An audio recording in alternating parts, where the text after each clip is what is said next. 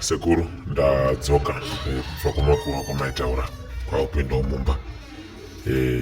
Nhava yandasiya ndakavhara nejira iro ramuri kuona iro. Zvese zvamakataura ndaita sekuru. Sekutaura kwamakaita kuti ndikasvika pamusha ndinofanira kutora chivhitivhiti ndizokutumirai kana ndichinge ndaona manake. Ndokusvika kwandaita ndakuvhura sekuru.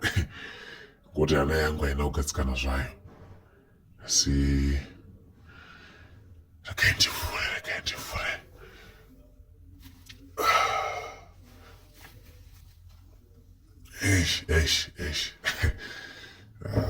Zvinotyisa sekuru. Zvinotyisa zvandikuona panapa sekuru. Ndinokutendai sekuru, ndinokutendai.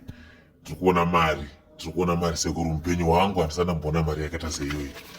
Ndikuona mari sekuru, ndikuona mari. Ndinokutendai, zvafamba gwara rakanaka sekuru. Saka ndiri kuuya, ndisanatanga kushandisa mari, ndiri kuuya sekuru.